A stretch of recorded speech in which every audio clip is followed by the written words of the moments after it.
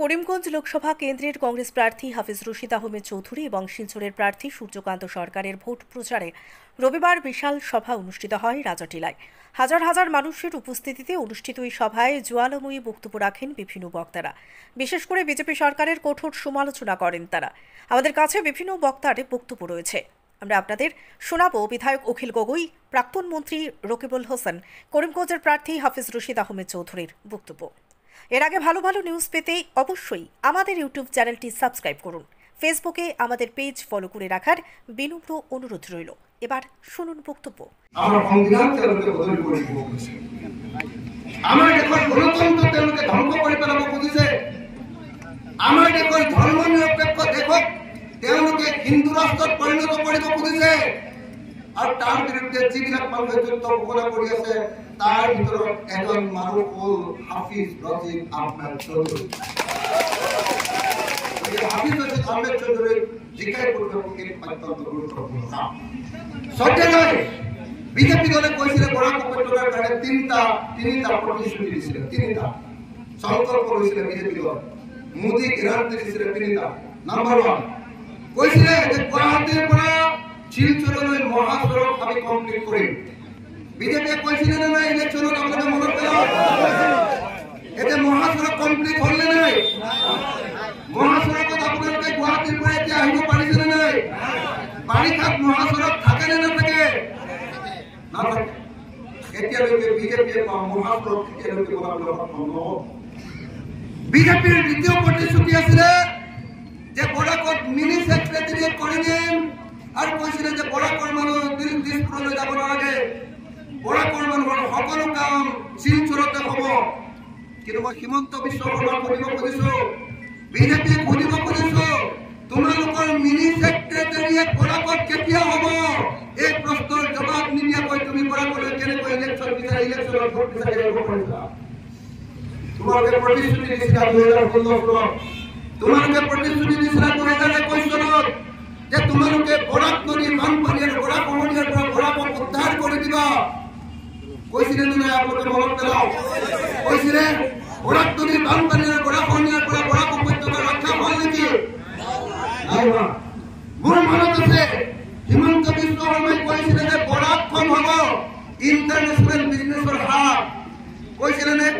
বাংলাদেশৰ লগত বিজনেছৰ কাৰণে ইয়াতে চেণ্টাৰ হ'ব, ইণ্টাৰনেশ্যনেল ট্ৰেড চেণ্টাৰ হ'ব বুলি কৈছিলে।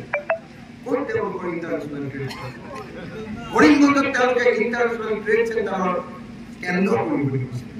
ক'তে? কৰিমগঞ্জত। মই আপোনালোকৰ যিখন মিটিঙলৈ আহিলো, ইয়াতে আহোঁতে গাড়ীৰ পৰা নামি খোজকাঢ়ি আহিবলগীয়া হৈছে। ৰাস্তা ইমানখন ঠেক। তাৰ আগতে বদৰপুৰ পাৰ হৈ এটা ৰেল আলি পালো, সেই ৰেল আলিত আধা ঘণ্টা সময় ৰ'বলগীয়া হৈছে গাড়ীৰ ভিৰৰ কাৰণে। এখন অভাৰব্ৰিজ দিবৰ কাৰণে সক্ষম হোৱা নাই এতিয়ালৈকে বিজেপি চৰকাৰে। হয়নে নহয় কওক? অভাৰব্ৰিজ এখন লাগে নে নাই? বদৰপুৰ ঘাট বুলি কয় নাই নহয়? বদৰপুৰ ঘাটত এখন অভাৰব্ৰিজ লাগে নে নাই?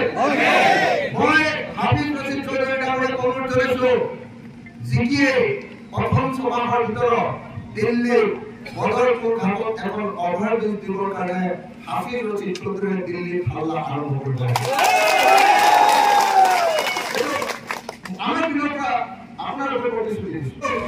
আপোনালোকে এইমাত্ৰ নাম কোৱা কৰিমউদ্দিন বৰভূঞা নামৰ মানুহজনে MLA চিটৰ ওচৰলৈ, মই য'ত MLA বহি থাকো, এছেম্বলি চিটত বহি থাকো, তালৈ আহি মোক কৈছিলে, অখিল ভাই তোমাৰ ভোটটো বিজেপিক দিব লাগে। মই ইমান ধমকি দিলো যে ভয়তে কৰিমউদ্দিন বৰভূঞা মোৰ ওচৰত ধমকি দিছিল। আজি সেই কৰিমউদ্দিন বৰভূঞা হ'ল হিমন্ত বিশ্ব শৰ্মাৰ আটাইতকৈ ডাঙৰ বিশ্বস্ত বন্ধু।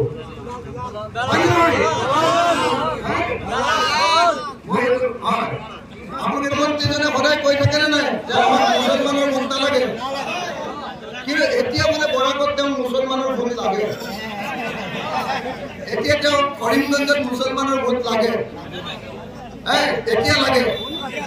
সেইজন মুখ্যমন্ত্ৰীয়ে আপোনালোকে সকলোৱে জানে, যিজন মুখ্যমন্ত্ৰীয়ে এনেকৈ গোটেই অসমত মানুহক দপদপাই ফুৰে, সেই সময়ত সেইজন মুখ্যমন্ত্ৰীয়ে হাফিজ ৰশিদ চৌধুৰীক ছাৰ বুলি সম্বোধন কৰে।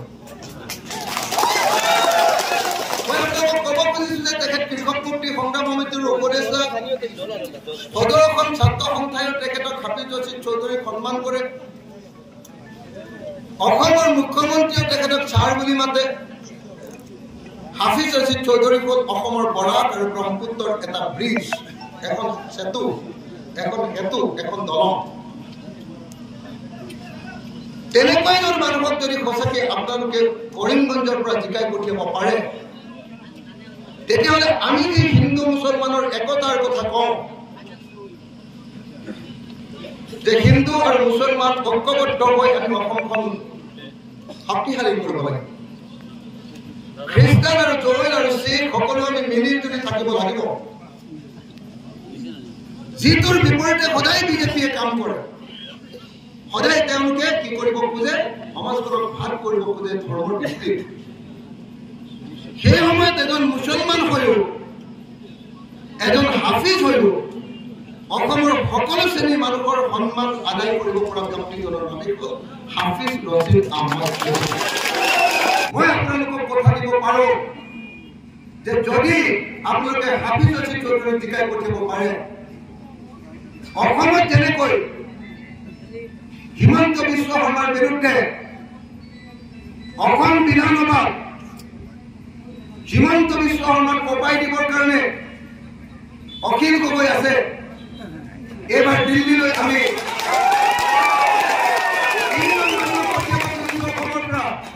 তিনিজন মানুহক আমি পঠিয়াব খুজিছো এজনৰ নাম গৌৰৱ গগৈ এজনৰ নাম নৰেন্দ্ৰজ্যোতি গগৈ আৰু তৃতীয় মানুহজনৰ নাম হাফিজ ৰছিদ আহমেদ চৌধুৰী